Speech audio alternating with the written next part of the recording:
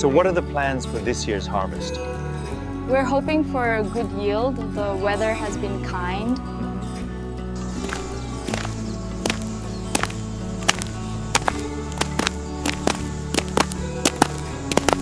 It's so peaceful out here, isn't it? Yes, a perfect day to just relax. We have to get this done today.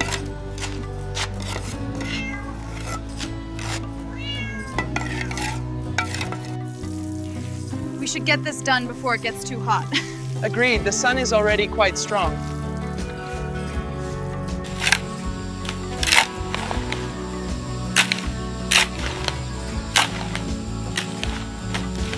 This one seems to be thriving. Oh, yeah. Yes, the soil here is surprisingly good. Yeah.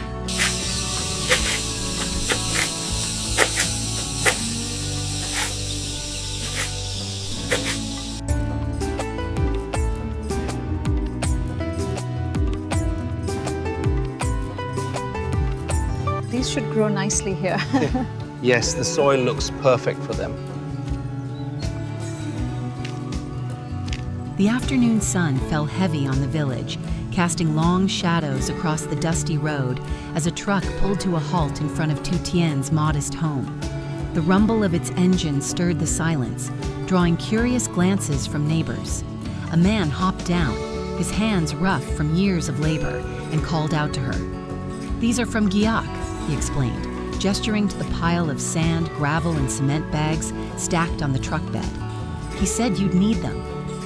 Tu Tien blinked in surprise, wiping sweat from her brow. She hadn't expected this delivery so soon, and the sight of the materials only deepened the weight already pressing on her shoulders. She stepped closer, the sharp scent of cement filling her nose, and nodded. Gratitude mixed uneasily with hesitation. These supplies were meant to build something new, yet the thought of carrying them all inside alone felt like climbing a mountain with bare hands. She thanked the man quietly, and as he drove off, leaving her with the daunting piles, she exhaled heavily. The work ahead loomed like an unforgiving trial. She pulled at a cement bag, its weight nearly toppling her, but she gritted her teeth and dragged it inch by inch toward the doorway. The sound of footsteps broke the silence. She turned, startled, to see Tu Tien standing at the gate. He looked out of place, his clean, neatly pressed shirt catching the light, his shoes unsuited for dust and sweat. For a moment, she thought he might simply greet her and move on, but instead, he strode inside, eyes narrowing at the sight of her straining against the heavy load. "You'll hurt yourself," he said firmly, reaching down before she could protest. His hands closed around the cement bag with practiced ease, lifting it as though it weighed nothing. Tu Tien flushed, embarrassed. "Your clothes," she began, glancing at the neat fabric already smudged with dust. He waved her off with a half smile. "Clothes can be cleaned. You can't." With that, he carried the bag inside and returned without pause for another. She trailed after him, torn between gratitude and discomfort. Each trip he made carved away at the mountain of materials, yet also carved into her heart the undeniable contrast between his effortless strength and her own fragile struggle. As the minutes stretched into an hour, the piles shrank, replaced by neat stacks under the eaves of her house. Tu Tien's forehead glistened, his shirt clinging to his back, but his movements remained steady, deliberate. He paused only once, crouching by the garden where Tu Tien's flowers bloomed in stubborn defiance of the rough soil. "You've done well here," he said softly, brushing a petal with his fingers. "They're beautiful." She looked away, unsettled by the warmth in his voice. Compliments were rare in her life, and rarer still when spoken with such sincerity.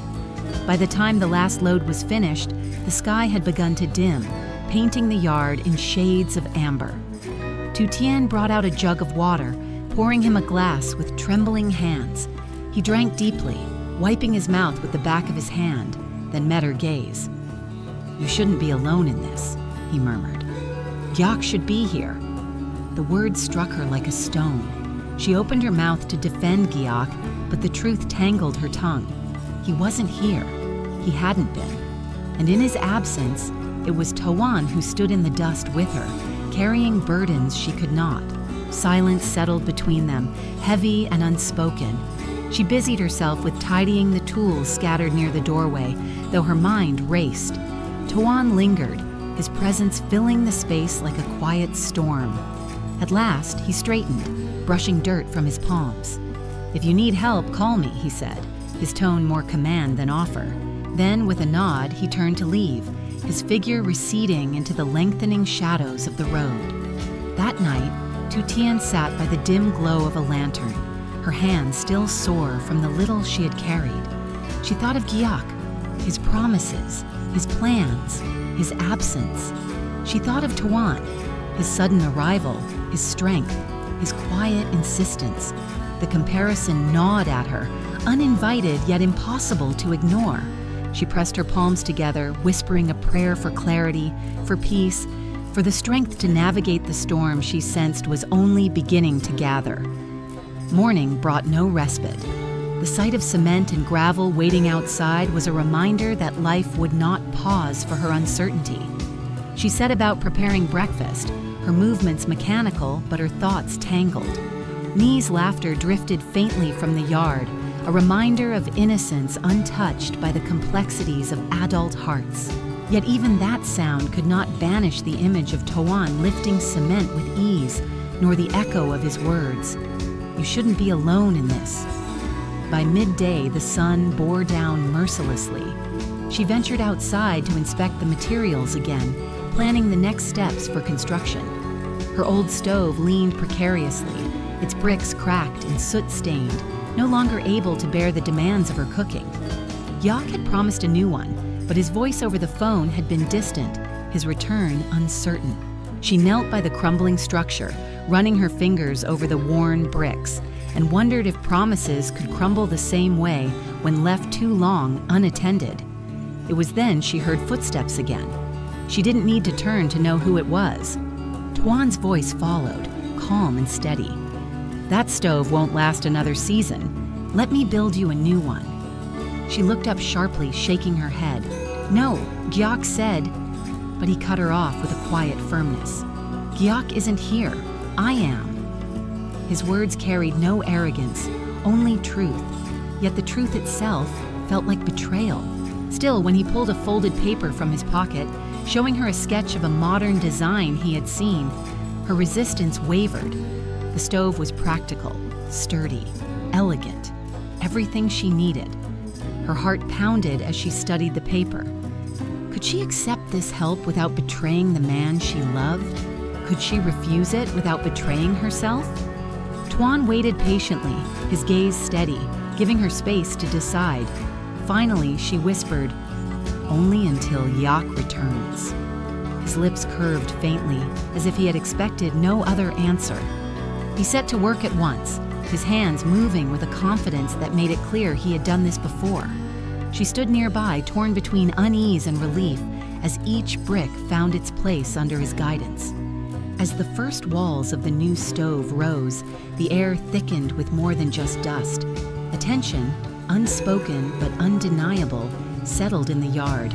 With each strike of the trowel, Tu Tien's presence pressed deeper into her world, filling spaces she had thought reserved for Gyak alone. She wanted to believe it was only help, only kindness.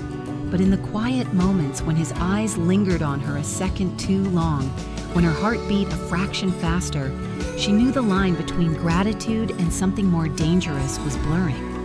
By the time the sun dipped once more, the shape of a new beginning stood before her in brick and mortar.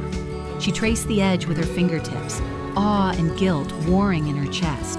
Tu Tien wiped the sweat from his brow, meeting her gaze with something unreadable. "It's only the start," he said. She nodded, but inside, her heart whispered a warning. The stove was not the only thing being built here. Something far more fragile, far more dangerous was taking form. The sound of footsteps and the low growl of a motorbike engine broke the rhythm of construction.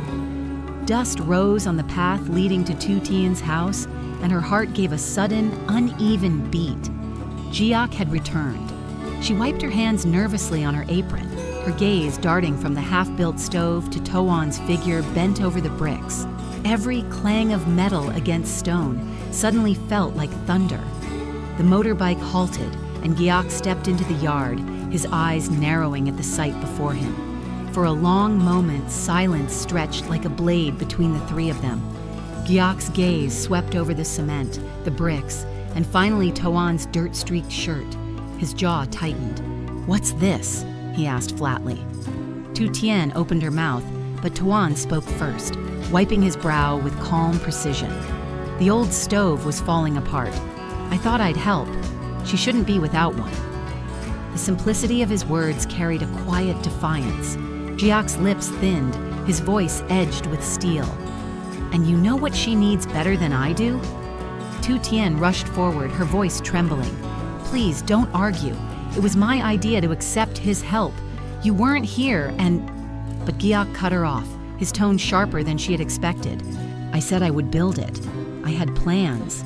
Bigger, stronger, fit for the work she does." His hand gestured at the half-finished structure. "This is too small. She sells sausages at New Year. This won't hold half the weight." Toan rose slowly, his height casting a shadow over the bricks. Small can still be strong. Sometimes less is more efficient. Their eyes locked, and though no fists were raised, the air was thick with the promise of conflict. Through the tension, Tu Tien felt herself shrinking. These were not simply two men debating bricks and mortar. It was a silent war for place in her life, for the right to call themselves protector. She tried to smile, to soothe, but her voice was lost beneath their unspoken rivalry. Gyak finally turned away with a heavy sigh, tossing his keys onto the table. "Fine, finish it, but don't think it proves anything." His words were aimed at Toan, but they cut through her heart as well. The rest of the day carried a silence more oppressive than argument. Toan worked in the yard, his movements calm, methodical, while Gyak busied himself with small tasks indoors, each slam of a drawer or shuffle of papers louder than it should be. Tu Tien moved between them like a ghost, her smile forced, her hands trembling whenever their eyes met. The stove rose brick by brick, but so did the wall between the two men. When dusk fell, she set the table, her heart heavy with dread. Dinner was meant to be a comfort, but tonight it felt like a battlefield. The three of them sat down together, the clatter of chopsticks unnaturally loud in the silence. Gyak spoke first, his words laced with ownership. "Tu Tien and I have plans for next year, a wedding. It's already decided." His eyes flicked toward Toan, daring him to contradict. Toan only chewed slowly, then set down his bowl. Decisions about life should belong to both people in it, not just one. The words hung in the air like smoke. Tu Tien's chest tightened. She had not expected him to be so bold. Her cheeks flushed, her hands gripping her chopsticks until they ached. Gyak's expression hardened. "We've been through enough.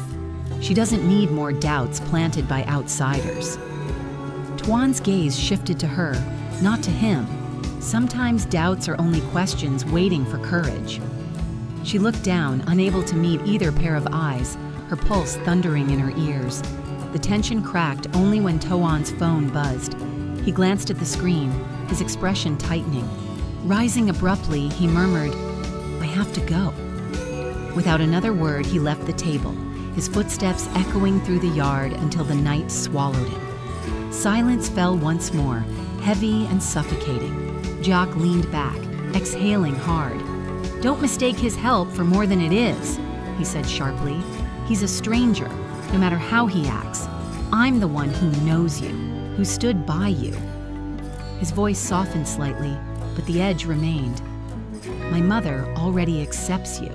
I'll find a way to heal you no matter what it takes. That's what matters."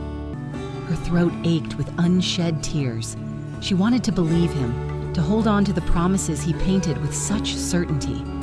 Yet the image of Toan bent over bricks, hands steady, voice gentle, refused to fade.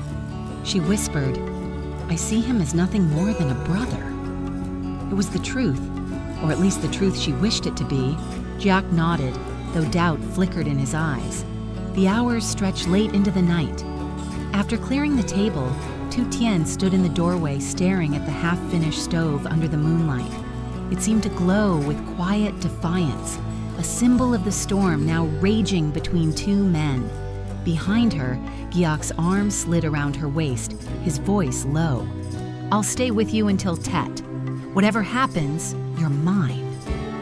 His words were meant to reassure, but they pressed down like a chain.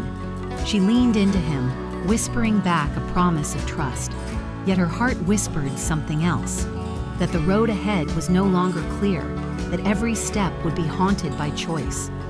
That night she dreamed of fire, flames licking at walls, smoke blinding her, two silhouettes standing on either side, calling her name. She woke in a sweat, the echo of their voices tangled in her chest.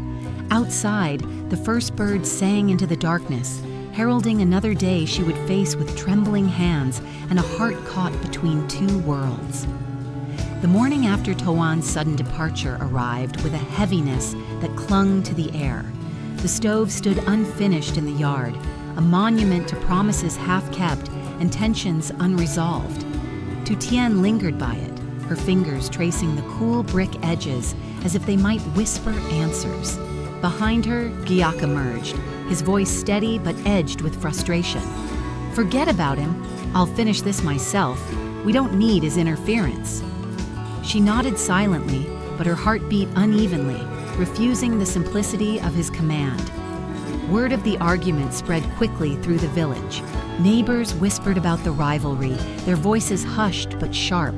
Some praised Toan's generosity, others condemned his intrusion. By midday, Tu Tien could feel the weight of every glance, every murmured opinion.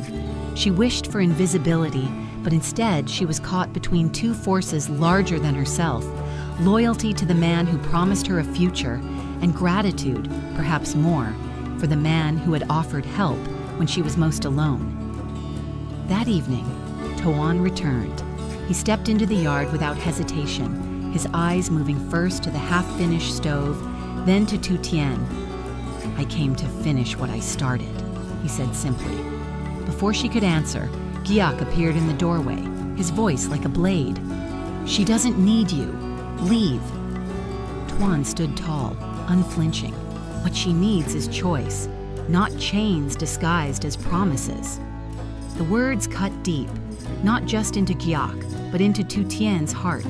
The air trembled as their voices clashed, each word a stone hurled across a widening gulf.